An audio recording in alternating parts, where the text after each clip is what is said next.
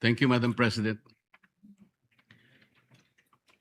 Madam President, distinguished colleagues of this chamber, and my beloved countrymen, there are moments in the life of a republic when silence becomes easier than speech, when comfort becomes more tempting than courage, and when public office is tested not by applause but by pressure.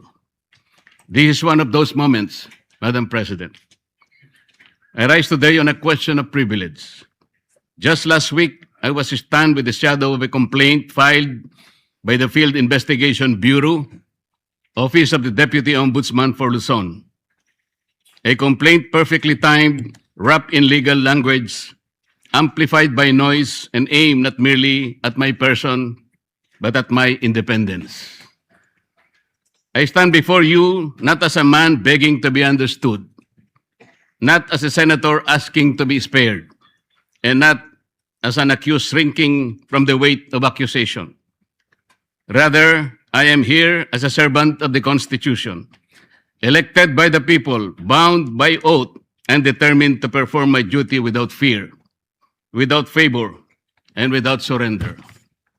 The complaint arrived while the Senate is confronted with uncomfortable truths, namely, the pending continuation of the investigation of the anomalous flood control projects, the approaching constitutional burden of an impeachment trial, and the growing pressure upon this institution to surrender its independence through political maneuvering disguised as constitutional reform.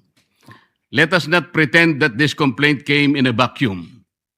The pattern is too visible to ignore. First, remove the inconvenient voices from the inquiry, then weaken those who refuse to conform, then frighten others into silence and submission before the decisive constitutional battles begin.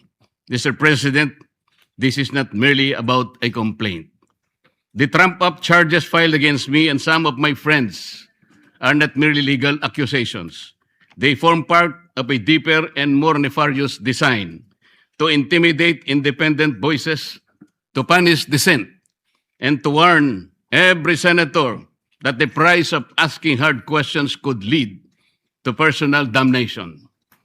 If the intention of these cases is to silence me, let me say this at the very beginning. It has failed. I will not be silenced. I did not seek public office to become comfortable, Madam President. I did not take my oath merely to occupy a seat in this chamber while billions disappear into darkness, while constitutional processes are manipulated by pressure, or while the Senate is slowly conditioned to fear retaliation for independent judgment. I did not take my oath to serve only when service is convenient. I did not come to this chamber to lend my voice when power applauds and withdraw it when power becomes displeased. The senator is not elected to be timid. The senator is not sworn into office to become a spectator while the Constitution is tested, while impeachment proceedings demand judgment, and while the people cry out for truth about the wide-scale theft of public funds. Instead, a senator is elected to stand, to examine, to question, to decide, and when necessary, to resist. This is what I intend to do. So let the complaint be examined. Let the evidence be tested. Let the law speak. I will answer in the proper forum with documents, with facts, and with the calm confidence of one who knows that accusation is not proof, that attacks couched in legal veil do not constitute the truth. And before the Filipino people, I must say what is plain. A complaint without nexus is not justice. A complaint without evidence is public injury, official favor, corrupt consideration, or abuse of office is not accountability. It is machinery. It is pressure. It is a warning shot fired at those who refuse to kneel. And if that warning was meant for me, Mr. President, then the answer is very clear. It failed. The complaint against me speaks of amounts, It speaks of dates. It speaks of suspicion. But suspicion is not evidence. Amount is not corruption. Political inconvenience is not probable cause. An accusation, no matter how loudly repeated, is not proof. It is a theater. It is pressure. It is machination. Let me state the legal defenses plainly on the allegations against me. The law did not define the limits of liberality among friends. They did not say that friendship must stop at a number chosen by one's accusers. They did not say that generosity becomes criminal merely because the amount is substantial. What the law forbids is not liberality. It forbids corruption. What it condemns is not friendship. It condemns the sale of public duty. At least I stated the truth. At least I faced the issue. At least I did not hide behind silence. So I ask, what of those who receive support, gifts, donations, favors, or assistance for their own electoral campaigns and keep them beyond public scrutiny? Shall the law be a sword only against those who dissent and shield for those who belong to the circle of the powerful? If transparency is demanded, let it be demanded of all.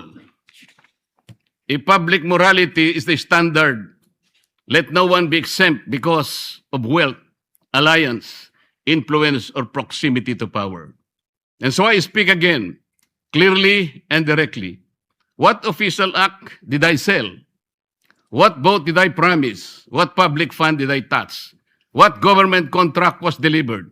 What favor was asked, promised, or given? If they cannot answer these questions, then this complaint is not the pursuit of justice. It is a deliberate attempt to silence dissent. But this is larger than me. This is not a fight for one man. This is not a fight for one faction. This is not a fight for political survival. This is a fight for whether the Filipino people may still have senators capable of questioning, investigating, judging, and speaking freely without fear or favor. When this chamber is called upon to sit in impeachment proceedings, we are not merely politicians. We are senator judges. We are bound to listen, to weigh evidence, to apply the Constitution, and to act according to our conscience.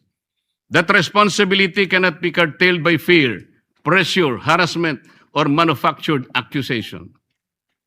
No one should be allowed to intimidate a senator judge into silence. No one should be allowed to punish a member of this chamber for ensuring that impeachment must be governed by law, evidence, due process, and conscience. Whether one favors or opposes any party in those proceedings, that's not the point. The point is whether the Constitution shall speak above political convenience.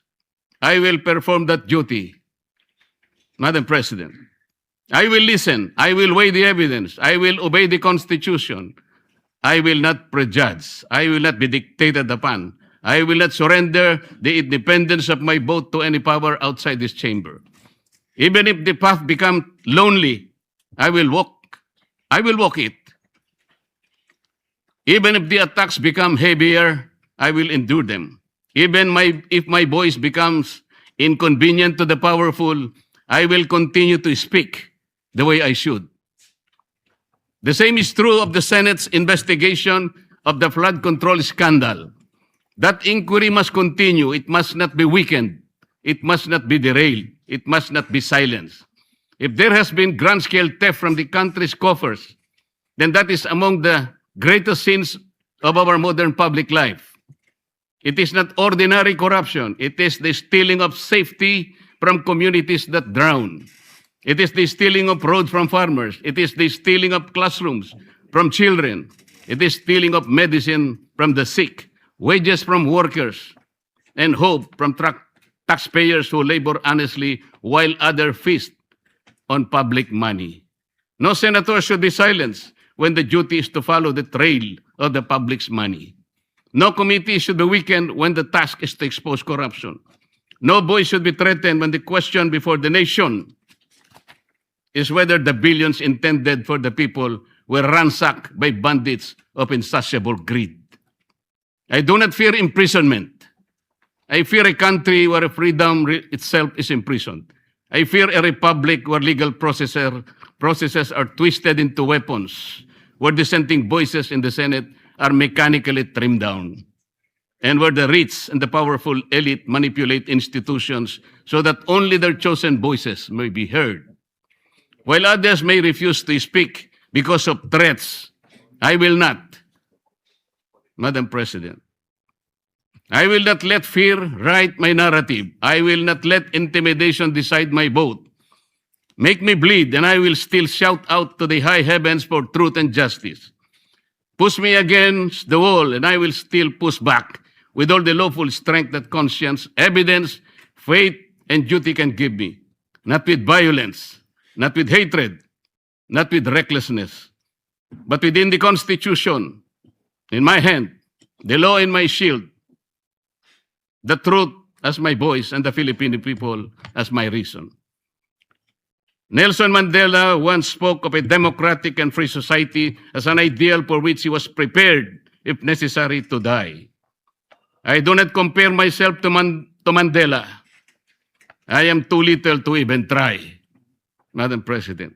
But I understand the burden of that lesson. Freedom is never preserved by the silent. It is preserved by those who still speak when silence becomes the safer choice. And so I say this to those who believe that cases can frighten us, that accusation can tame us, that pressure can make us forget the oath we took before the people. You have misread the Senate. You have misread the Constitution. You have misread me. May I repeat?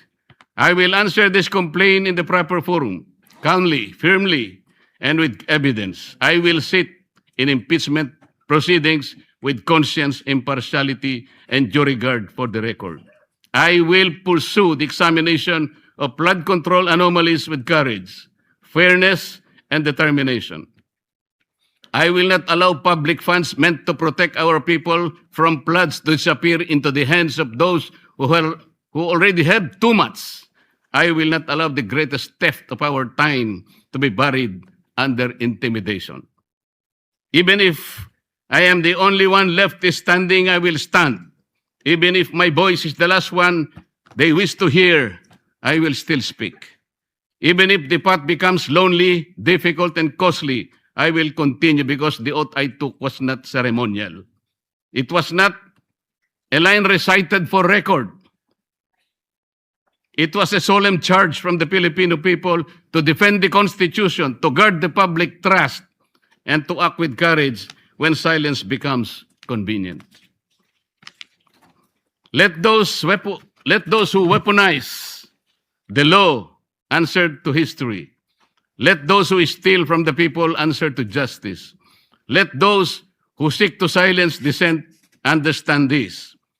A senator who remembers his oath cannot be purchased by comfort, cannot be subdued by threats, and cannot be defeated by fear. Madam President, kaya po ba nila kong ipakulong? Kayang-kaya po nila. Nagawa nga po nilang umimbento ng krimen laban sa akin. Kamakailan lamang po, hindi pa nagtatagal, dito rin sa bulwagang ito, somebody said, sometimes you need to bend the law to be able to please the people. Am I right, Mr. Secretary Remulla? Secretary Remulla, then Secretary of Justice, now Ombudsman, said loudly, "Yes, sir." So pwede na nang baluktutin lahat, kagaya ng pambabaluktot na ginawa nila. Pero sinasabi ko, Madam President, they can imprison me, they can arrest me, but I tell them, they still will not win. Itaga nila yon sa bato. Madam President, before ending, let me share the declarations of our Lord God. In Isaiah 54:17. No weapon forged against you will prevail. You will refute every tongue that accuses you. This is the heritage of the servant of the Lord. This is their vindication from me. Maraming salamat po. Nagpapasalamat po tayo kay Senator Rodante Marcoleta. If there are no interpellations, may we ask the Majority Leader for the Yes, referral? Madam President. Madam President, may we refer the speech of the distinguished gentleman from Tarlac and Pampanga, Senator Marcoleta, to the Committee on Rules?